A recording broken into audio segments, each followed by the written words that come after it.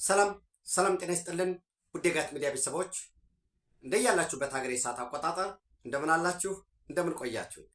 ዕለተ ሐሙስ ሰኔ 4 2018 በኢትዮጵያ ዘመን አቆጣጠር ጁን 11 2026 በጎርጎሳውያን የዘመን ስሌት እንደ ቅደም ተከተል የጋት ውሎ ሁለት አጫጭር መረጃዎች ነገር ግን እጅግ በጣም ወሳኝ የሆኑ መረጃዎችን ወደ እናንተ አደርሳለሁ። ዘወትር እንደምታደርጉት ከተቻለ ከዛም በላይ ዝግጅቱን ላይክ እንድታደርጉት ባላችሁ የግንኙነት አውታር ወዳጆቻችን መስማት ስላለባቸው ሸር እንድታደርጉ ሐሳብ አስተያየታችሁን የእናንተን የግል መልከታ እንድታጋሩ በተመሳሳይ ጋት ሚዲያ ሜምበር እንድትሆኑ ጋት ሚዲያ እንድትደግፉ በሱፐር ቻት በሱፐር ታንክስ እየደገፋችሁ ነው። ከምንም በላይ ግን አብራችሁ ስላላችሁ አብራችሁ ስለምትሆኑ እጅግ የከበረ ምስጋና ይድረሳችሁ። ምናልባት ከዛ በፊት የጠቅላይ ሚኒስትሩ የምስራቅ አፍሪካ ጉዳዮች አማካሪ ሚኒስትር አቶ ጌታቸው ረዳ እንዲሁም የብሔራዊ መረጃና ደህንነት አገልግሎት ዳይሬክተር ክቡር አምባሳደር ጀነራል ሬድዋን ሁሴን ኢትዮጵያ ወደ ጦርነት ዳግም ተመልሳ እንድትገባ መገደድ የለባትም፣ ድራግ መደረግ የለባትም የሚል አልጀዚራ ላይ የፕሪቶሪያ ስምምነት የታለፈበትን እንዴት እንደነበረ ተደራዳሪዎች በኢትዮጵያም በቲፒኤልኤፍ ጎንም ወደ ፕሪቶሪያ እንደሄዱ ከዛ በኋላ የመጨረሻው ፊርማ ኖቨምበር 2 ወይንም በኢትዮጵያ የዘመን አቆጣጠር ከወሰነው ወደ ጥቅምት 23 2015 እስኪፈረም ድረስ የታለፈበትን አፕስ ኤንድ ዳውንስ በሁለቱም በኢትዮጵያ መንግስትም በፕሪቶሪያ ጎን አደራዳሪዎች ይፈጥሯቸው የነበሩትን ጉዳዮች በማንሳት የፕሪቶሪያ ስምምነት ሙሉ ለሙሉ ያለቀለት ያበቃለት ነው ብሎ መናገር ባይቻልም በኢትዮጵያ የዘመናዊ ታሪክ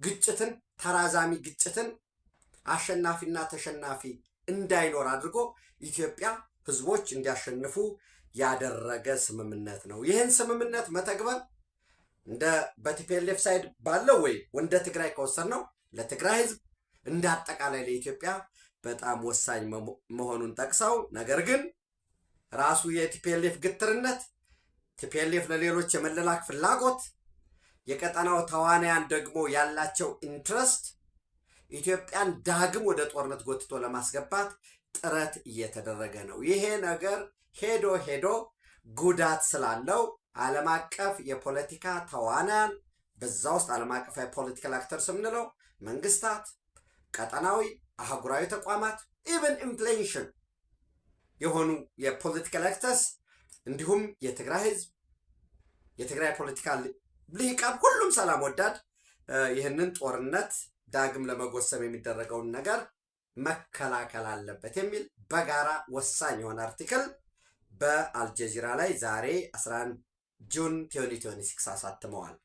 ኦፒኒየን ነው አስተያየት በሚል ሴክሽን ውስጥ ኢትዮጵያ must not be dragged back into war ይላል።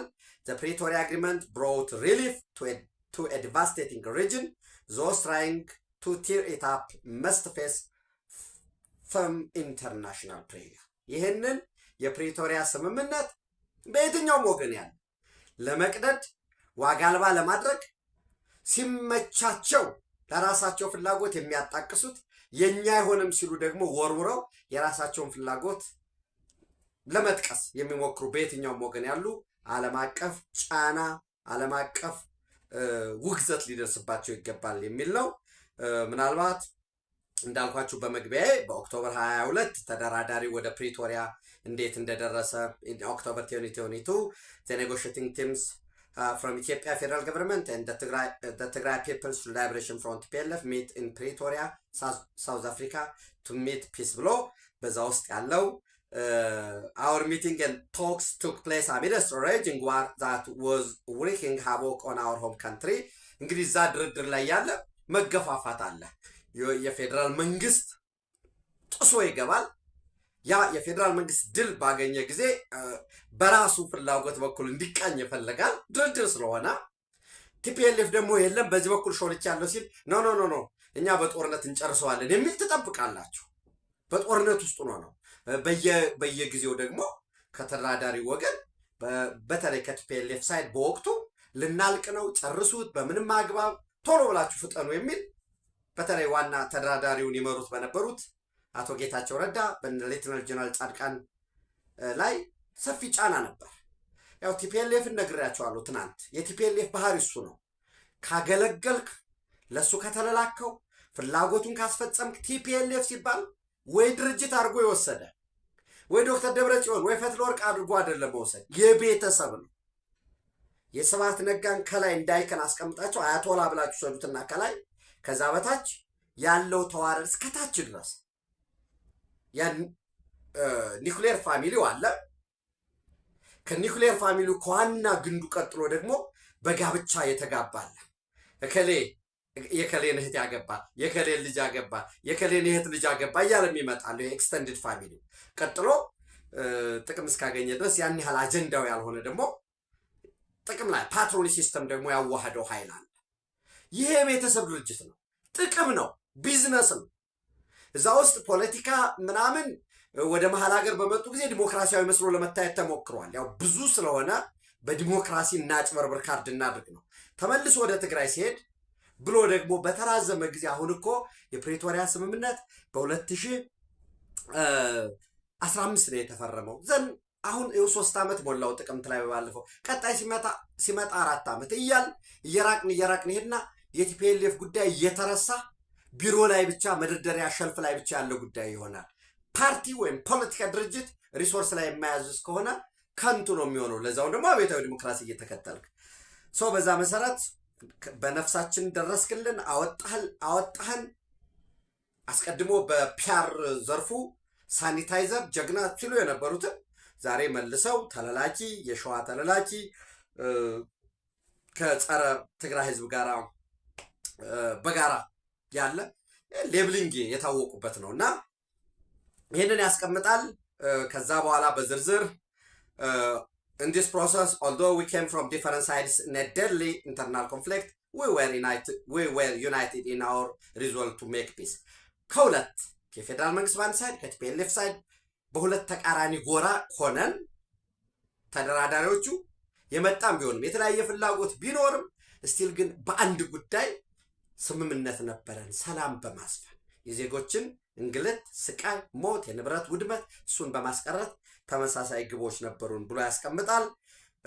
ዙሮ እንግዲህ ሄድና ኖቨምበር 3 ቲዮኒ was signed on November 3 22 I think እዚህ ላይ ጽሁፉ ላይ an agreement for lasting peace through a permanent cessation of hostilities between the government of the Federal Democratic Republic of Ethiopia and the Tigray People's Liberation Front TPLF was signed on November 3 I think November 2 ይመስለኛል። አልጀዚራ ላይ ያወጡት ግን ኖቨምበር 3 22 ብለው ነው። ኖቨምበር 2 ይመስለኛል። So the signing of the agreement was welcomed and celebrated back at home ይላል። Ethiopians from all walks of life felt relieved and glad that the war was coming to an end, but not everyone shared these sentiments. In Ethiopia, extremist elements both within the TPLF and the Amhara Fanno militia were dismayed by the agreement. እኔ በነገራችን ላይ የአምሃራ ፋኖ ሚሊሻ ብቻም አልነበረም ዲስሜይድ የሆነው የተከፋው even officials in the government, officials in the party dismayed ሆነዋል። ከዛ ጋር ተያይዞ ያለው እነዚያ ችግሮች ናቸው። በኋላ ፋኖ ወደ ሻቢያ እንዲሄድ ያ ማለት ቀደም ብሎ ቲፒኤልኤፍ ባለው ረጅም እጅ ደግሞ ፋኖ አላደራጀም ማለት አይደለም። ለምሳሌ በዚህ በሰሜን በአላማጣ ወልዲያ እስከ ደሴ ድረስ የነበረው ፋኖ እነ ምሬ ወዳጁ ይመሩት የነበረው ፋኖ በወቅቱ ጀግናው ምሬ እየተባለ ማለት ኢቭን የፐብሊክ ሚዲያ እንኳን እየዘመረለት ይሰሩ የነበረው የቲፒኤልኤፍን ስራ ነው። ቀጥታ ግንኙነትም ነበራቸው። አላማጣ ላይ የመንግስት ተተኳሽ ከመባድ መሳሪያ አትወጡም ጥላችሁ በሚል ያስተባበሩ ግጭት የፈጠሩ በኋላ የአላማጣ ከተማ ከንቲባ ሆነው ነው የተሾሙት። አስተባባሪ ነው የሆኑትና to make long story short እንዲሉ እንድታነቡት ጋብዛችኋለሁኝ። ምክንያቱም አስፈላጊ የሁለቱን እንዳልኳችሁ የጸሐፊዎቹ በወቅቱ የሰላም ተደራዳሪ ብቻ አይደሉም።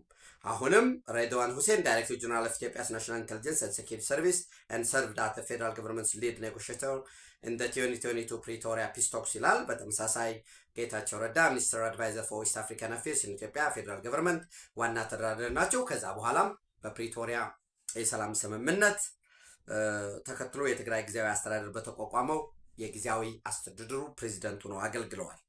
እዚህ ውስጥ ይህን ስታነቡት የሁለቱ ግለሰቦች እንደ ተደራዳሪ ሚሞሪ ወይ የነበረውን ነገር ከመተረክ ባለፈ እና የፕሪቶሪያ ስምምነት ወሳኝ ነው ከሚል ባለፈ እዚሁ ውስጥ የመንግስትን አቋምም የምታገኙበት ነው የሚሆነው።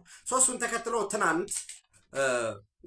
ትናንት ብዬ ቀኑን የምጠቅስ ፒውርሊ ወደ ኋላ ተመልሳችሁ እንድታዩት በሚል ነው። ትናንት ጁን 10 2026 የህዋት ጥያቄ ታወቀ በሚል ርዕስ ህዋት በነገራችን ላይ በዛሬው ዕለት ያው በሰበሩ ውስጥ እንዳልኳችሁ የሆርን ኦፍ አፍሪካ ኢስት አፍሪካ የአፍሪካ የምስራቅ አፍሪካ ነው። ሆርን ኦፍ አፍሪካ የአፍሪካ ቀንድ ነው እና ሹመት ተሰጧቸዋል። ኦሉሴጉን ኦባሳንጆ ሹመታቸው ምንድን ነው? የአፍሪካ ቀንድ የሰላም አፈላላጊ ኮሚቴ ወይም የሰላም ልዑክ ናቸው።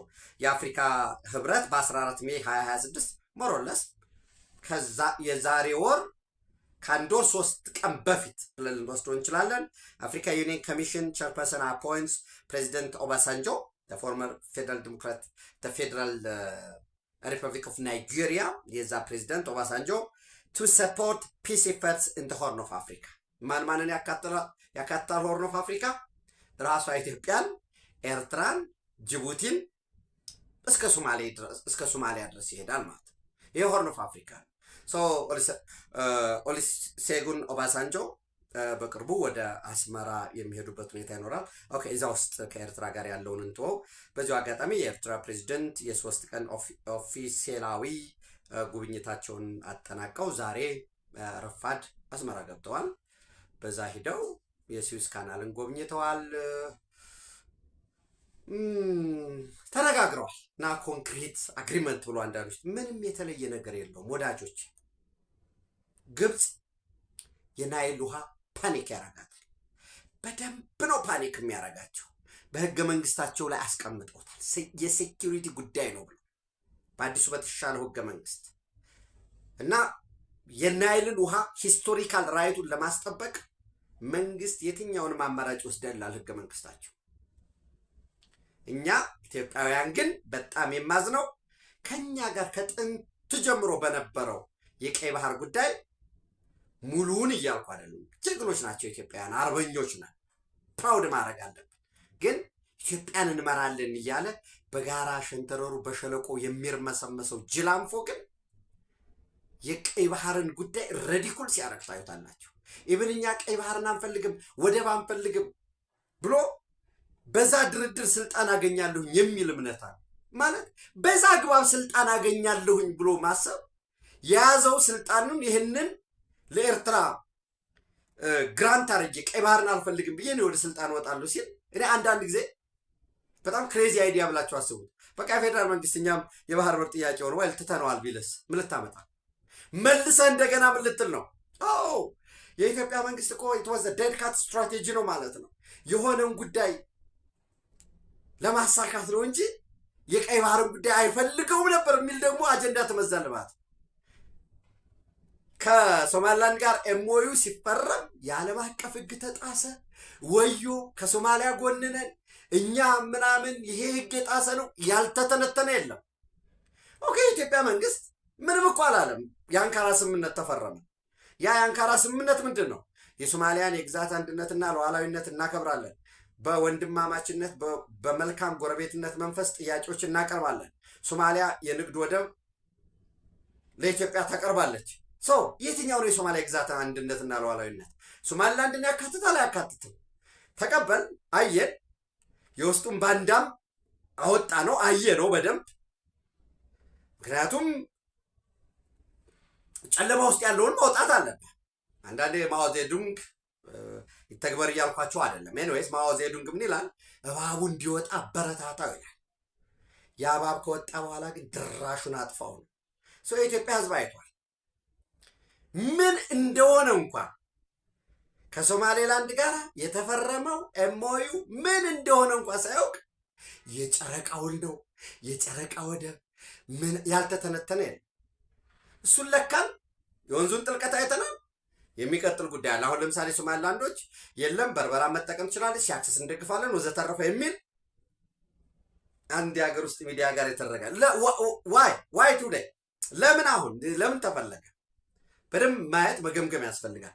ዙሮ ዙሮ እዛ ድረስ እኮ መሄድ ይቻላል፣ አስፈላጊ ነው ከተገኘ እና ጠቅለል ሲል ወደ ጉዳይ ስመልሳችሁ የኤርትራውን ጉዞ እንሶን ያንን ትተን ኢሳያስ አፈወርቂ እሱን አድርጎ ተመልሰዋል። የስዊዝ ካናል ጎኝ ምንም የሚገርም ነገር የለውም። የስዊዝ ካናል መሰረተ ልማቱን በደንብ በጣም ፕራውድሊ መጎብኘቱ የኢትዮጵያ ህዳሴ ግድብን ፕራውድሊ ጎብኝቷል። እና የፎቶጀኒክ ከመሆን ቁርጠኛ ሁኑ። እኔ በነገራችን ላይ ያደገች የበለጸገች ኤርትራ ለኢትዮጵያ ወዳጅ ነው የምትሆነው። ለምን? አንድ ሀገር ኢኮኖሚው እየበለጠ እየበለጸገ ሲሄድ ሰላምን ይፈልጋል። ኢኮኖሚው እንዳይደናቀፍ ዜጎቹ ሰላምን ይፈልጋሉ። የበለጸገ ኢኮኖሚ ሄዶ ሀብታም ኢኮኖሚ የመጨረሻው ላይ ዲሞክራሲን ያሰፍናል። የኢኮኖሚ ብልጽግና የሰው ኃይል ብልጽግና ሂውማን ሪሶርስ ቫሊዩን ሂውማን ሪሶርስ ዲቨሎፕመንቱን ስለሚያሳድገው እኛ የኤርትራ ድህነት ለእኛ ምንም ጥቅም የለው። በተመሳሳይ ድሃ ኢትዮጵያ ለኤርትራ አትጠቅማት።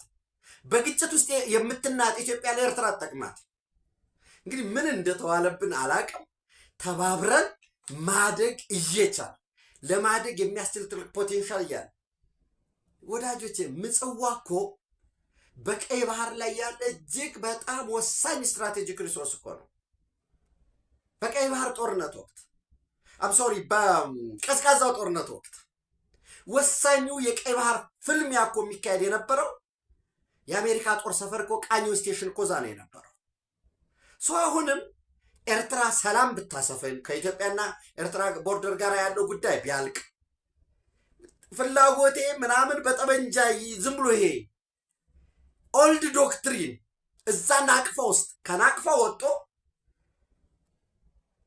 አስመራ ተገብቶ አይ ከአስመራም የለም ራቅ ብዬ ደንደና ውስጥ ወደ ገጠር ወጣ ብዬ ነው አቧራ እየቦነነብኝ ሄጄ እዛ ነው የምውለው ከሚል አስተሳሰብ ወጥቶ ከተሞቻችን እንዴት ይደጉ? እንዴት የኃይል መሰረተ ልማት ይምጣ? በምን አግባብ በሊዝ ነው ወይንስ እንዴት እናድርግ የሚባለውን ቀርቦ ከኢትዮጵያ ጋር መነጋገር እንጂ ምንም ዝም ብሎ ያረጀ T-72 ታንክ የሆነ መድፍ አንድ ሁለት መርከብ ተተኳሽ ጥይት አምጥቶ ሊሰጥ ይችላል። በጸጥታው ምክር ቤት እንዲያቀርብልሃለው ዘተረፈ ሊልህ ይችላል። ውጊያው የተጀመረ ጊዜ የሚታወቅ ዞሮ ቲፒኤልኤፎችም ጥያቄያቸውን አቅርበዋል። ጥያቄያቸው ቲፒኤልኤፍ በደንብ ማወቅ መቻል አለባቸው። አይኖ ቲፒኤልኤፍ ውጊያ አይፈልግም። በግልጽ ነው የምነግራቸው። ቲፒኤልኤፍ ተዋግቼ እንደ ከዚህ በፊቱ የሆነ ተራራ ተቆጣጥሬ ወልዲያን በቃ ይዞ ከወልዲያ ደግሞ እየገሰገሰ ስሪንቃን አልፎ በቃ መርሳ በቃ ደሴ ከደሴ እንደዚህ ምናምን እንደዛ እንደማይሆን ያውቁታል። ግን ምን ይፈልጋሉ? ከሆነ 9 ታጣቂ ጋራ ከአፋብን ከኦነግ ሸኔ ጋራ ከጉምዝ ታጣቂ ኦብነግ አንድ ወታደር የለም። አንድ ከዚህ ጋር ሆን ብሎ እዚህ የሳይኮሎጂካል ወርፌሩን ተጠቅሞ ትናንት አማራውን ቁም ስቅል እያወጡ ይሰድቡ የነበሩ ወራሪ ታዝሎ የመጣ ወዘተረፈ እያሉ ይሳደቡ የነበሩት ዛሬ የአማራ ህዝብ ሆይ አይዞህ በቃ ወደ ድል ቀርበሃል፣ ህዋትና ፋኖ በኩል ደረጃ ነው ያሉ ምናምን። በምኑ ነው እኩል ደረጃ ብትሆነው? የትኛውን በጀት እያዘዝ ሰው የትም ላይ ደርስ። ጥያቄያችሁን ልንገራችሁ። የትም ላይ ደርስ እንኳን ፋኖ ነኝ ብሎ በየሰፈሩ ስበስ ከሚዋጋው ዘራፊ ቡድን ጋር አብረነን ሲኤንኤን ራሱ እነ ቢቢሲ በቃ አዲስ አበባ 360 ዲግሪ ተከባለች ብለው የሰሩለት ኦነግ ሸኔንም ጥሎት ነው ወደ ፕሪቶሪያ ያሄደው። አይሰማህም። የአማራን ህዝብ ረፍት መንሳት ምናምን ኦልዲስ እንደሱ በወልቃይት ጠገዴ ሰቲት ሁመራ ላይ አንድ ቀን እንደራደራለን አላ። ይህ ጽንፈኛ ኃይል ግን ስምምነት ክዶኛ ወልቃይት ጠገዴን አሳልፎ ሊሰጥብኝ ነው ብሎ ግን አሁን ካልሰጠው ነው እየተገለገለ ያለው። ዞሮ ዛሬ አንዳንድ ሚዲያዎች የአውስትራሊያና የእንግሊዝ ተወካዮች አብረው ሂደዋል በሚል የሚያቀርቡት ነገር ትክክል አይደለም። የአፍሪካ ህብረት የአፍሪካ ቀንድ ሆርን ኦፍ አፌርስ ወይንም ሆርን ኦፍ አፍሪካ የዛ የሰላም ልዩ መልእክተኛና የአፍሪካ ህብረት ኮሚሽን ተወካዮች በተለይ በፕሪቶሪያ ስምምነት ከዚህ ከወታደራዊ አፈጻጸም ይሄ ትጥቅ ርክክብ ላይ ዲዲአርን የመመልከት አሳይመንት ከተሰጣቸው ውስጥ ነው የሄደው። የዲፕሎማቲክ ኮሚኒቲውን መጥቀስ አልችልም፣ ትናንትም ብያቸዋለሁ። ኤምባሲዎችን መጥቀስ አልችልም። ድሮ ግን ጥያቄያችን ብለው ያቀረቡት አንደኛ የህወሓት ህልውና ይረጋገጥ። እኛ የፕሪቶሪያ ስምምነት ፈራሚ ነን። ፈራሚ በሆንበት ሁኔታ ፈቃዳችን ተነጥቋል። ህጋዊ ሰውነታችን አብቅቷል።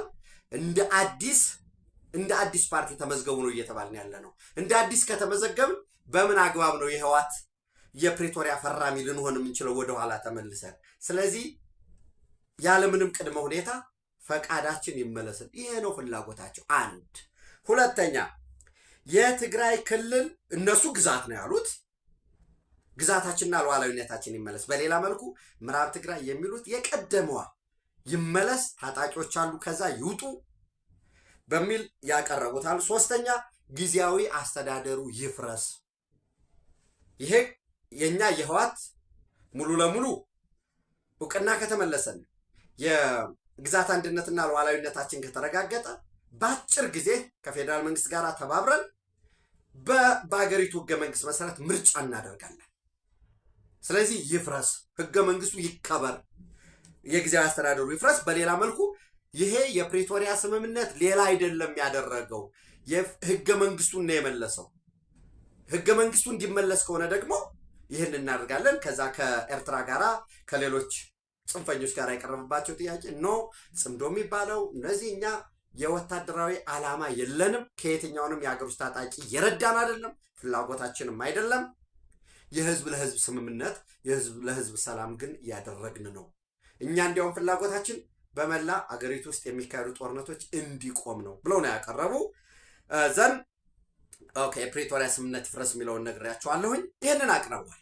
ይህንን ለማስከበር ነው ሌሎች ከሀብት ደረጃ የሚነሱ በገንዘብ ደረጃ የሚያነሷቸው ጥያቄዎች። እነዚህን ለማስከበር በጣም ሆሪፊክ የሆነ ህግ ድራኮኒያን የሚባል እሱ በነገራችን ላይ በትግርኛ ነው የጻፉት። አንድ ወዳጄ ሲነግረኝ ለዓለም አቀፉ ማህበረሰብ እንዲበተን ጫና እንዲበዛበት ራሱ መነጋገሪያም እንዲሆኑ ወደ እንግሊዝኛ ቨርሽን እየተቀየረ ነው እና እሱ ይበተናል። ለምን የሚል ከዛ ያ ሲጠየቁ ህልውናችን ለማስከበር ስለተገደርን ነው በሚል የሚል አጀንዳ ለማንሳት በተመሳሳይ ዛሬ ለአፍሪካ ህብረት ኮሚሽን የአፍሪካ ቀንድ ልዩ የሰላም መልእክተኛ ሆነው ለተሾሙት ኦሉሴጉን ኦባሳንጆ የቀረቡት ጥያቄዎች እነዚህ ናቸው። ተመሳሳይ ለዚህ ለኤምባሲዎች ለልኡካን የተናገሯቸው ዛሬ ተጨማሪ 2 ጥያቄ ጨምረዋል። የፓርቲ እውቅና ይመለስ፣ 1 ጊዜያዊ አስተዳደር በቃ ወደ 4 ዓመት እየተጠጋን ነው። የትግራይ ህዝብ የመምረጥ መብት አለው፣ ባልመረጠው መተዳደር የለበትም። ስለዚህ ምርጫ ለማድረግ አስበን ነበረ።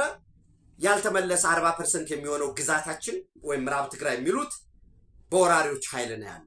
በዚህ መሰረት ያ የቀደመ የመረጠውን መልሰናል እንጂ ተርሙ እንዳበቃ ህገወጥም እንደሆነ በተወሰነ እናምናለን ብለው አስቀምጠዋል። የፓርቲ እውቅና ይመለስ፣ ጊዜያዊ አስተዳደር በቃ ወደ 4 ዓመት ተጠግቷል። የትግራይ ህዝብ የመመረጥ መብት አለው፣ በፌዴራል መንግስቱ ውክልና ልናገኝ ይገባል የሚል አንስተዋል። ዘን አስተዳደራችን ይመለስ፣ ይሄ የቀረበ የቀደመ ጥያቄያቸውን የወልቃይት ጠገዴ ሰቲት ሁመራ ምርጫ ያንን ተከትሎ እናደርጋለን በአግባቡ በህገ መንግስቱ መሰረት። የበጀት ድጎማ ከልከል አለ፣ የነዳጅ የሸቀጥ እንዲሁም በወልቃይት በኩል በትግራይ ግዛት በሚሉት ህገወጥ ታጣቂዎች አሉ እና እነዚህ ህገወጥ ታጣቂዎች ደግሞ ትንኮሳ እየፈጸሙብን ነው። ያ ህገወጥ ታጣቂ ውስጥ አሁን የሆነ አድማጭ ተመልካች ተከዜ ዘብ ነው ትዝ የሚል ራሱ ፋኖን ህገወጥ ብሎ ነው የሚያቀርቡት። ዘን የህገወጥ ታጣቂዎች መስፈር ብለው ያቀረቡት አለ። ጸረ ህወሓት ሰፊ ዘመቻ እየተነዛ ነው። የትግራይ ህዝብን አቅም ለመክፈል ጥረት እያደረገ ነው የፌዴራል መንግስቱ። በተለይ የትግራይ ፒስ ፎርስን አንስተው ማለት ነው። በፌዴራል መንግስት ውስጥ ውክልና አላገኘንም፣ ይሄ በራሱ ደግሞ ችግር እየፈጠረ ነው የሚል አንስተዋል። የትግራይ ተፈናቃዮች መመለስ አለባቸው። በስደት በሌሎች ሀገራት ያሉትም በዋነኝነት ሱዳንን ጠቅሰው እንዲሁም በሀገር ውስጥ በመጠለያ ኬንዳዎች ውስጥ ያሉ ከክረምት በፊት ከዚህ ሰመር በፊት መመለስ አለባቸው የሚል ይህን አቅርበዋል። የደረሰኝ አስተማማኝ መረጃ ምንድን ነው የሚለው የተሰጣቸው ምላሽ ሁሉም ጥያቄዎቻችሁ ሊስተናገዱ የሚችሉት የፕሪቶሪያ ስምምነትን አክብራችሁ እናስከብራችሁ የጊዜያዊ አስተዳደሩን መመለስ ስትችሉ ብቻ ነው የሚል ነው የተሰጣቸው። ማስጠንቀቂያም ልትሉ ትችላላችሁ። እሱን ተከትሎ የህወሓት አፈቀላጤዎች ምን እያሉ ነው? የለም ኦሉሴጉን ኦባሳንጆ እኮ ምንም አይነት የማስፈጸም አቅምም የለው፣ እንዲያውም አርጅቷል፣ እንዲያውም ኢትዮጵያዊ ሚስት እንዲያገባ ተደርጓል። በዚህ ምክንያት ነው የፌዴራል መንግስቱ የብልጽግና ተላላኪ ነው፣ አቅም የለውም፣ ሰላም አያመጣም የሚል ዘመቻ እየከፈቱ ነው ያሉት። ጊዜ መግዣ ነው፣ የፌዴራል መንግስቱ ፈርቶን ጊዜ መግዣ ነው የሚል ተራ ዝም ብሎ አሉባልታ እየነዙ ነው ያሉት። እንግዲህ ከሰዓት ይሄ ፕሮግራም ሲደርሳችሁ ምናልባት እናንተ ጋር 10 ተኩል ሊሆን ይችላል ወደ እናንተ ፕሮግራሙ ሲደርስ። ከሰዓት ከጊዜያዊ አስተዳደሩ ፕሬዚደንት ሌፍትናንት ጀነራል ታደሰ ወረደ ጋራ በተመሳሳይ ለመነጋገር ስኬጁል አድርገዋል። በነገራችን ላይ በዚህ አጋጣሚ አስተማማኝ መረጃ የምነግራችሁ የአዲስ አበባ ያሉት ሁሉም የዲፕሎማቲክ ኮሚኒቲ አባላት በትግራይ ጉዳይ ዶክተር ደብረጽዮንን ያናግራሉ። የተፎካካሪ ፓርቲዎችን ራሱ ስምረትን ጨምሮ ፖለቲካ ፓርቲዎችን ያናግራሉ። አሁን የቲፒኤፍ የትግራይ ፒስ ፎርስ የትግራይ የሰላም ኃይል አባላትን ለማነጋገር ሙከራ እያደረጉ ነው። ከዛ በፊት ግን እነ ዶክተር ደብረጽዮንን ያገኛሉ፣ ወታደራዊ አመራሩን ያገኛሉ። ከሰዓት በሚኖራቸው ፕሮግራም ከሌፍትናንት ጀነራል ታደሰ ወረደ ጋራ በተመሳሳይ ዝርዝር ውይይት እንደሚያደርጉ መረጃዎች አሉኝ። ከኦሉሴጉን ኦባሳንጆ በኩል ጸብ ወደ ግጭት መግባት የለባችሁም በፍጹም የሚል ማስጠንቀቂያ ተሰጧቸዋል። ከውጭ ኃይሎች ጋራ ከውጭ ሀገራት ከውጭ ታጣቂዎች ከመንግስታት ጋር የኢትዮጵያን ሰላም ለማደፍረስ እንቅስቃሴ እያደረጋችሁ ነው። የሀገር ውስጥ ታጣቂዎች ጋር አብራችሁ ትሰራላችሁ። የዲሞቢላይዜሽን የዲዲአሩን ዲሞቢላይዜሽን ዲስአርምና ሪኢንቴግሬሽን ሂደቱን አቁማችኋል። ሰፋፊ ወታደራዊ ስልጠናዎች እየሰጣችሁ ነው። የጦር መሳሪያ ግዥ እያደረጋችሁ ነው። ትንኮሳዎች እየፈጸማችሁ ነው። ከነ ውስንነት ካለበትም መነጋገር አስፈላጊ ሆኖ ዳግም ወደ ጦርነት መገባት የለበትም የሚል ማስጠንቀቂያ ተሰጧቸዋል። እሱን ይተገብራሉ ወይ ሌላ ጉዳይ ነው። ይሄ የእንግሊዝ የአውስትራሊያ የኢዩ ሪፕሬዘንታቲቭ እየተባሉ በተለያዩ ቦታዎች የሚጠቀሱ ትክክል አይደለም፣ ግን ቢያንስ በ3 ቀን አንዴ ምናምን ውይይቶች አሉ እየቀጠሉ ያሉ ከዚህ በሽማግሌም ደረጃ ኤኒዌይስ ውይይቶች አሉ። የንግዱ ማህበረሰብ፣ የዲፕሎማቲክ ኮሚኒቲው፣ ሌሎች ታዋቂ ግለሰቦች ሰብሰብ ብለው ወደ ግጭት ዳግማ ይገባ የሚላል። እንዳልኳቸው የፌዴራል መንግስቱ የፕሪቶሪያ ስምምነት ይተግባል። የፕሪቶሪያ ስምምነት ከተተገበረ ቀላል የፌዴራል መንግስትን ከማጠልሸት ከፕሮፓጋንዳ መቆጠብ፣ ታጣቂዎችን አለመርዳት፣ ከሌሎች ኃይሎች ጋር ከውጭ ኃይሎች ጋር የሚደረግ ህገወጥነትን ግንኙነት ማስቆም፣ የፌዴራል መንግስት ጋር መተባበር፣ የፌዴራል መንግስት በተለይ መከላከያ ሰራዊት ወደ ፖስቶች ወደ ቦታዎች ዝርዝሩ ያከተተ የሚተገበር ከሆነ በጣም ቀላል። ተፈናቃዮች መመለስ በተመለከተ የድጎማ በጀት ምናምን በተመለከተ በነገራችን ላይ የ2019 የትግራይ ክልል የድጎማ በጀት 31 ቢሊዮን 385 ሚሊዮን 2349 ብር ነው። እደግመዋለሁ 31 ቢሊዮን 385 ሚሊዮን 2349 ብር ነው የትግራይ ክልል። ይሄ ቀጥታ ድጎማ የሚሰጥ ነው፣ የድጎማ በጀት ነው። የሰስተይነብል ዲቨሎፕመንት ጎል በሌሎች ለምሳሌ በጤና፣ በትምህርት፣ በምግብ ሰብል ራስን በመቻል በመሰረተ ልማት የሚደረጉ ሌሎች ድጋፎች እንደተጠበቁ ሆኖ ይሄ በበጀት ድጋፍ የሚሰጥ ነው በየወሩ። እንግዲህ ይህንን ይዛችሁ ህወሓት ለታሪክ የሆነ ጊዜ ሳይት እንድታረጉት እንድታስታውሱልኝ ለጸረ ድሮን መግዣ ብቻ $400 ሚሊዮን አውጥቷል። ለዚያውም ለማይሰራ ጸረ ድሮን አንዱ መቀሌ 10 ኪሎ ሜትር ወጣ ብሎ የቀድሞ ያልኩት ያው አሁን ላይ ፋንክሽናል ስለሆነ ይመለሳል። የኢትዮጵያ አየር ኃይል ምድብ የመቀሌ ይሄ ኩሃ የሚባለው ምድብ ላይ አንደኛው ነው። ሁለተኛው ተንቤን ላይ ተክለዋል። ሶስተኛው አክሱም ተክለዋል። በጣም በአብዛኛው ስብሰባቸውን አክሱም የሚያደርጉት ወሳኙ ተብሎ አክሱም ስለተተከለ ነው። አራተኛ ሽረ እንዳስላሴ፣ አምስተኛ አላማጣ ከተማ ሲግናል የሚባለው ቦታ ጋር ተክለዋል። እየተከሉ ነው ያሉት። ኦልሞስት ተክለው ጨርሰዋል። ለነዚህ እና አዲግራት ለነዚህ ቦታዎች ተብሎ ጸረ ድሮን ተብሎ ምንም እነ ስታሊን ምናምን እየተነሱ ጸረ ድሮን ምንድን ነው ሲጀመር ታዩታላችሁ ምናምን የሚል እና በተመሳሳይ ደግሞ እነዚህ እንደ ስዋርም ድሮን አይነቶች እነሱን ሲሞክሯቸው አብረን እናያለን። ለነዛ በሚል ግዢ ለስልጠና የተገዛው ከዩክሬን ነው። ያ አስተማማኝ 100% የተረጋገጠ መረጃ ነው የምነግራችሁ። ከዩክሬን ተገዛ። ከዛ የቤላሩስ ባለሙያዎች ናቸው ተብለው ስልጠና ተሰጠ ተባለ። በዚህ ጸረ ድሮን ስልጠና ራሱ የአፋብን ሰዎችም ተሳትፏል። በነገራችን ላይ አጉላ ላይ ሁሉ እኮ መካናይዝድ ስልጠና ተብሎ ይሰለጥናል። ለዚህ $400 ሚሊዮን ማለት ዛሬ ባለው $1 የመሸጫ ዋጋ 158 ብር በንግድ ባንክ በኮመርሻል ባንኮች ለምሳሌ አዋሽ ባንክ ብንወስድ ዛሬ $1 በዛውም የዕለቱን ምንዛሬ እየነገርኳችሁ ነው 158 ብር ከ63.18 ሳንቲም ነው። ይህንን $400 ሚሊዮን ብትሰሩት 63 ቢሊዮን 452 ሚሊዮን 720 ሺህ ብር ይመጣል። የዚህ ስንት ማለት ነው? የቀጣይ 2019 ድጎማ በጀት ስንት ነው ብያችኋለሁ? 31 ቢሊዮን 385 ሚሊዮን 2349። ይሄ ሁለት እጥፍ ፕላስ ይሆናለሁ። ምክንያቱም ሁለት እጥፍ የምታደርጉት 62 ቢሊዮን ነው የሚመጣው። እዚህ ደግሞ 63 ቢሊዮን 452 ሚሊዮን 720 ሺህ ነው። ለሬዲዮ መገናኛ ብለው ታወሮች የሚገጠሙለት እነኚህ የሳተላይትን ጨምሮ የወታደራዊ ሬዲዮ መገናኛ በሚል $35 ሚሊዮን አውጥተዋል።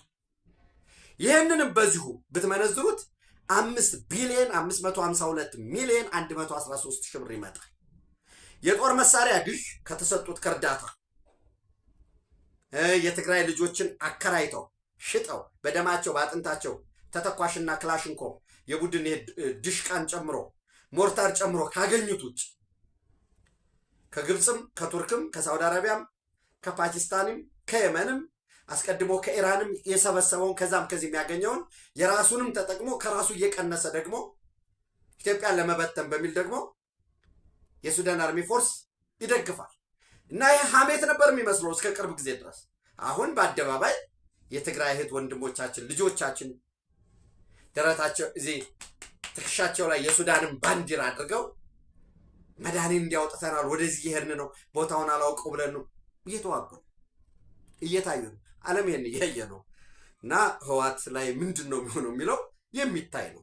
የኢትዮጵያ መንግስትም የሱዳን የሉዓላዊ ሽግግር ምክር ቤት ኢትዮጵያ እንዲያረገችኝ የሚል የበሬ ወለደ ውሸቱን ትቶ የቲፒኤልኤፍን መርዳት ያቁም ብሏል። እሱ አሁን በአደባባይ እየታየ ነው። እኛ ማለት የለብን። ዞሮ የሱዳንን ሰላም ለመፈለግ ጥረቶች እየተካሄዱ እንዳለው ነው። ለጦር መሳሪያ ግዥ ለጥገና የጦር መሳሪያ ለመጠገን በሚል የቀበሯቸውን የማይሰሩ የተመቱ ጉዳት የደረሰባቸውን ለጥገና በሚል ብቻ $10 ሚሊዮን ለሻዕቢያ ከፍለዋል። $10 ሚሊዮን ነው የምላችሁ ወዳጆቼ። በአጠቃላይ ለጦር መሳሪያ ግዥ ጥገና ተተኳሽ $270 ሚሊዮን አውጥተዋል። ይህን ወደ ኢትዮጵያ ብር ስትቀይሩት 42 ቢሊዮን 830 ሚሊዮን 586 ሺህ ብር ይመጣል። አጠቃላይ እንደምረው ካል ይህን እነዚህ ብቻ ጸረ ድሮን ሬዲዮ መገናኛ የጦር መሳሪያ ግዥና ጥገና እንደምረው ካል 111 ቢሊዮን 835 ሚሊዮን 419 ሺህ ብር አውጥተዋል። ይሄ እንግዲህ ለደሞዝ ለታጣቂው የሚሰጠው ደሞዝ ለቁርሱ ለምሳው ለራቱ ለሕክምና ለተሽከርካሪዎች ለአጠቃላይ ሞቢሊቲ ለመኪኖች ለምናምን የሚወጣው ክፍያው ጥቅማ ጥቅሙ ልክ እንደ ሀገር በቃ ጀነራል የነበሩት ከዚህ ከኢትዮጵያን ሰው ትግራይ ሄደው ኢትዮጵያ አክብራቸው በሰላም አስከባሪነት በቢዝነስ ክላስ ይበሩ የነበሩ የተከበሩ ሰዎች ኢትዮጵያን ዳግም እናፈርሳታለን የሚል ይሄ ልክፍት ነው። ኦፍኮርስ የበላይ ሆነው ነው የኖሩት። እኩልነቱን ሲባል የበላይነትን የለመደ እኩልነትን ሊቀበል አይችልም። ይሄ ነው እየሆነ ያለው። ማስጠንቀቂያ ተሰጧቸዋል። ከማስጠንቀቂያውም ከምንም በላይ እንዳልኳችሁ ኢትዮጵያ መስት ኖት ቢ ድራግድ ባክ ኢንቱ ዎር የሚለው ወሳኝ ነገር በአቶ ጌታቸው ረዳ የጠቅላይ ሚኒስትሩ የምስራቅ አፍሪካ ጉዳዮች አማካሪና በብሔራዊ ደህንነትና መረጃ አገልግሎት ክቡር አምባሳደር ጀነራል ሬድዋን ሁሴን የተጻፈው። በነገራችን ላይ እነኚህ የፕሪቶሪያ ስምምነት ተደራዳሪዎች ስለሆኑ ራሳቸው ሌተናል ጀነራል ጻድቃንን ጨምሮ በተመሳሳይ ኦሉሴጉን ኦባሳንጆ የሚያገኛቸው ይሆናል። እነኚህ ሰዎች ተደራዳሪም ናቸው፣ አንድ የመንግስትም ሰዎች ናቸው፣ ሁለት። እንዳስፈላጊነቱ ጠቅላይ ሚኒስትሩንም ሊያገኟቸው ይችላል የሚል አንድ ወዳጅ የነገረኛል። እሱን አብረን የምናየው ነው የሚሆነው። ወደ ሰላሙ መመለስ ነው የሚሻለው። ህወሓት አደናግሬ ይህንን አድርጌ በአስገዳጅነት ወደ ሰላም ስምምነት እገባለሁኝ ወዘተረፈ ብሎ ፖለቲካሊ የራሱን ሂሳብ ይዞ እየሰራ ነው። የሚያሳዝነው ግን ሰው መደደብ ይችላል። ያልታየ ኃይል ተስፋ ታደርገዋል። ለምሳሌ በደርግ ጊዜ ቲፒኤልኤፎችን ሌሎችን ታጣቂ ሰው ተስፋ ያደርጋል ደርግን እያየ። አሁን እንዲሁ የሆነ አዲስ የማታውቀው ታጣቂ ቢሆን የሚሰጥህ የሚመግብህ ነገር አለ። እንዲናረጋለን። ሰው እንዴት ቲፒኤልኤፍን አስፓየር ሊያደርግ ይችላል? የለም፣ ሊያደርግ አይችልም። ሰው እንዴት ቲፒኤልኤፍ ቢመጣ አብረን አሁን የአማራ ልሂቃን ተብለው እኔ ስለነሱ ማሰብ እንሰን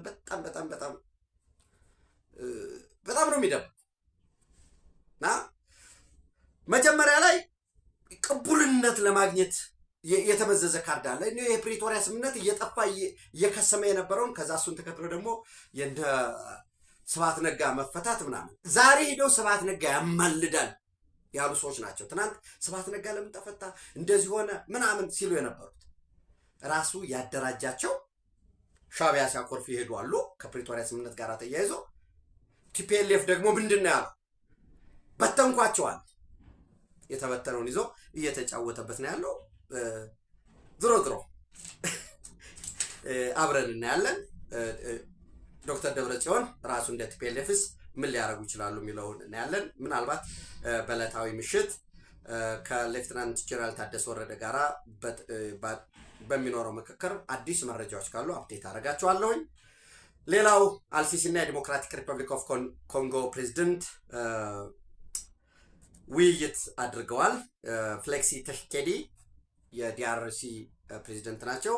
በውይይታቸው በናይል ወንዝ አጠቃቀምና በምስራቅ ኮንጎ ባለው የሰላም ሁኔታ ላይ እንደመከሩ ዴይሊ ኒውስ ኢጅፕት ዲኤንኤ በነገራችን ላይ ዴይሊ ኒውስ ኢጅፕት ወሳኝ ስራው ፋኖ እንዲያረገ ኢትዮጵያ እንዲሆነች የሚል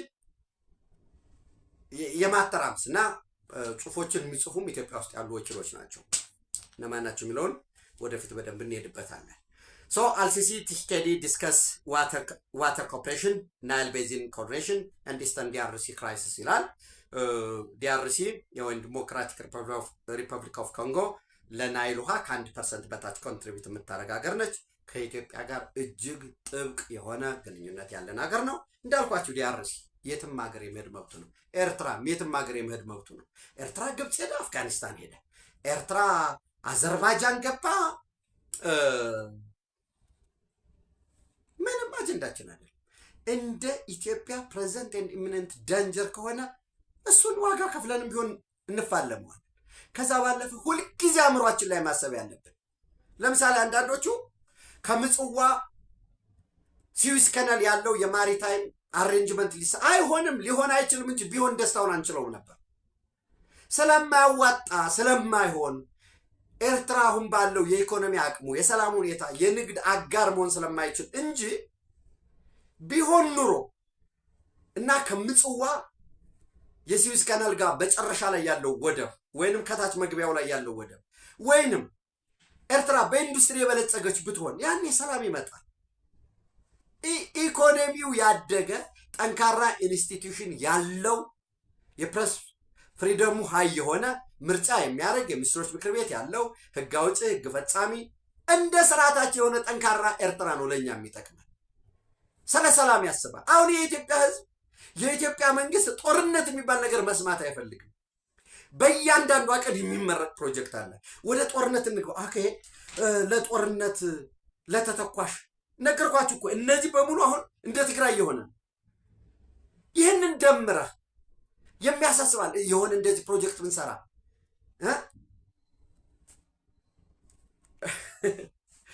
ፓዊ ላይ ኤርፖርት ለምን አንሰራበትም? የሆነ ለምን የመስኖ ለምሳሌ 300 ሚሊዮን ዶላር ለጦርነቱ ከምታወጣ 300 ሚሊዮን ዶላር ወይ 400 ሚሊዮን ያው ከዛ በላይ ነው ጦርነት እንደምታውቁት። ይሄማ ብናገኝ እንዲናረግበታለን። ተጨማሪ ግድብ፣ ተጨማሪ ሶለር እና ሰላም ነው የሚጠቅም። ኮሽ ሲል የሚደናበሩ የበለጸጉ አገራት አንድ ቀን የሆነች ነገር መምጣት ኢኮኖሚያችንን ያወድመናል ብሎ ስለሚፈሩ ነው። እንደ ኤርትራ አይነቱ እንደውም ከጦርነት ትርፍ ይገኛል ብሎ ነው የሚያስቡ። እንደ ህወሓት አይነቱ ደስፐሬት ስትሆን እንደውም ጦርነት ቢኖር የአርኤስኤፍ እና የሱዳን አርሚ ፎርስ ወደ ሰላም ሊገቡ ነው ሲባል መጀመሪያ የሚደነግጡ እነሱ ናቸው። በጦርነት ዩቲዩብ ላይ የሚሆን ፌስቡክ ላይ የጦርነት ዜና ሽጨን ሸቅዬ የሆነ ከል የሚባለው እንዲያረገ ምናምን የሚል ሰው የሰላም ነገር ስትሰብክ ምንድን ነው የሆነ ያለው? ፓኒክ ያደርጋል። ኢትዮጵያን የሚጠቅማት ሰላም ነው። መዘመር ያለብን ሰላም ነው። በዚህ ረገድ እንዳልኳችሁ ከዲአርሲ ግድብ ለመስራት ወደ 100 ሚሊዮን ለታችኛው ተፋሰስ ሀገራት 100 ሚሊዮን ዶላር መድበናል ብለዋል። ዲአርሲ ሰፋፊ ግንኙነት ከግብፅ ጋር ብትመሰረት ምንም ችግር የለው። እንዳትረሱ ኤር ኮንጎ የሚባለውን ኢትዮጵያ 49% ድርሻ ይዛ ወደ ስራ ተገብቷል። ኤር ኮንጎ እንደው አንዱን ማሳያ ነው የምነግራችሁ። በሌሎች በጋራ እየተሰራባቸው ያሉት ጉዳዮች እንደተጠበቁ ነው። 3 ቦይንግ 738-800 እና 2 ኤቲአር 72600 የዚህ አቪዮንስ ዲ ትራንስፖርት ሬጂናል የሚባሉ የመጫን አቅማቸው እስከ 78 ሰዎች የሆኑ 2 ኤቲአር 72600 እና 3 ቦይንግ 738-800 ለባለፉት 6 ወራት የሀገር ውስጥ በረራና ወደ አካባቢው ለ3 ወር የሀገር ውስጥ በረራ እዛው ዲአርሲ ውስጥ ሲበሩ ከቆዩ በኋላ እንደገና 3 ወር ደግሞ ወደ ጎረቤት ቆይተው አሁን ከመጪው ጁላይ 1 ምናልባት ዛሬ 11 ነው ከአንድ 20 ቀን በኋላ የመጀመሪያ ዓለም አቀፍ በረራውን ወደ ብራስልስ ለማድረግ ዝግጁነቱን እየጨረሰ ነው።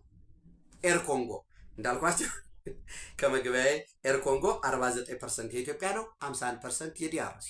እዛ ላይ በጋራ እየሰራ ነው። ዲጂታል ላይ በጋራ እየሰራ ነው። ቱሪዝም ላይ በጋራ እየሰራ ነው።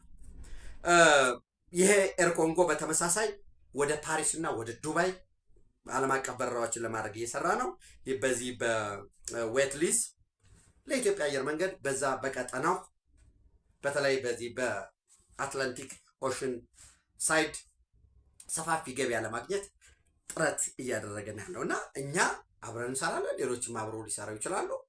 ትልቁ ነገር ለግብፅም የሚጠቅመው ታች ያለውን 1% 2% ኮንትሪቢዩት ከሚያደርጉት ጋራ ያው እኛ በሰላም እየሰራን ነው ከታችኛው ጋራ ኢትዮጵያ እንዲነች ለማለት ነው። ዋናው ግን ኢትዮጵያ ነች 90% የሚሆነውን ናይልን ኮንትሪቢዩት የምታደርገው።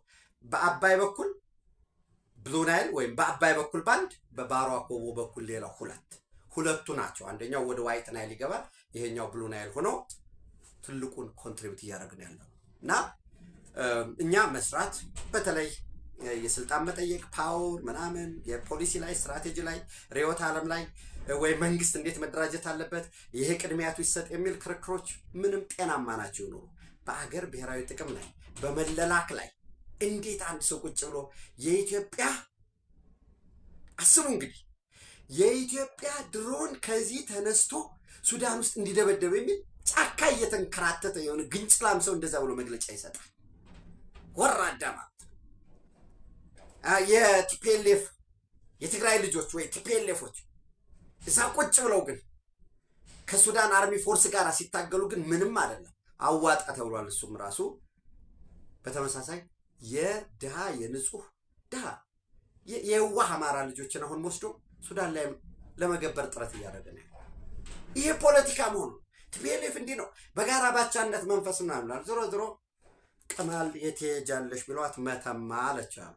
ትደርሻለሽ ሲሏት ልብማ እንዳለችው በየመንደሩ የተንከራተተ ዛሬ ውጊያው ምንም እያጣጣልኩት አይደለም። ሳይኮሎጂካል ዋርፌርን ቲክቶክ ላይ ፌስቡክ ላይ ፓወር ኦፍ ኢግኖራንስ ሀይ ስለሆነ እዛ ተባብሮ የሚያጮኸው ነገር ውጤት የሚያመጣለት መስሏቸው የሚደናቆራሉ። የትም ግን አይደረስም። እሱን ካልኳችሁ በኋላ ወደ እስራኤል ምናልባት ወደ መካከለኛው ምስራቅ ስንሄድ በዛሬው ዕለት የእስራኤል ካቢኔ በዌስት ባንክ 61 አዲስ የመኖሪያ መንደሮችን 61 ኒው ሴትልመንት ያጸድቃል። ኬኔስቱ ለዛም $350 ሚሊዮን እንደመደበ ቤዛሌል ሲሞትሪች ይህንን ያቀርባሉ ተብሎ ይጠበቃል። እንግዲህ ይሄ ደግሞ ራሱ የቱ ስቴት ሶሉሽን ወይም ፓለስታይን የሚባለውን ሀገር ምንድን ነው የሚያደርገው? እሱ ተያይዞ ከቱርክ ጋራ እሱ ሄዶ ግብፅ እንዴት ነው ሪፕላይ የሚያደርግ የሚለውን በተለይ ሚድል ኢስቱን እንግዲህ አብረን እናያለን። የአሜሪካ ኢራን ያው እንደ ሳይኦፕም እንደ ሳይኮሎጂካል ዋርፌርም እንደ ፕሮፓጋንዳ ብትወስዱ ይችላላችሁ። ኦፍኮርስ ድብደባው ቅጥቀጣው የከፋ ነው። ኢራኖችም እየተኮሱ ነው፣ አሜሪካኖችም እየደበደቡ ነው ያሉት። ዝሮ ግን ቢያንስ የመጀመሪያ ደረጃ ስምምነት ለመድረስ ሩጫው እየተካሄደ ነው ያለው እና እየተዋጉም ድርድር አለ። በዚህ ረገድ በነገራችን ላይ ዶናልድ ትራምፕ በሚሊየን ባሬሎች ወይም በርሚል ከኢራን ነዳጅ ወስደናል፣ እሱን የወሰድነው ነዳጅ ደግሞ የነዳጅ ገበያ ከፍ እንዳይል ወይም ዋጋው እንዲያሸቅብ አድርገነዋል በሚል አስቀምጠው እንዴት ነው የተወሰዱት በምን አግባብ የሚለው ተጨማሪ ንባብ ፍላጎቱ ካላችሁ አንብቡ። እነዮም ካላችሁ እስኪ እነዮ ብላችሁ ጻፉ። ሀሳብ አስተያየታችሁ ነው ያለው። ኢትዮጵያ በክብር ለዘላለም ትኖር። ድጋሜ ላሳስባችሁ ፕሊዝ ላይክ አድርጉት፣ ሸር አድርጉት ለሌሎች ወዳጅ ቤተሰቦቻችን። ሀሳብ አስተያየት ስጡ። የጋት ሚዲያ ሜምበር ሁኑ። ትንሽ የሳንቲም ኮንትሪቢዩት እያደረጋችሁ ጋት ሚዲያ በሁሉም ረገድ የተሻለ መረጃ ብቻውን በቂ አይደለም፣ በማስረጃ የተጠናከረ እንዲሆን እንዲሁም በሱፐር ቻት በሱፐር ታንክስ ደግፉ። ታንኪዩ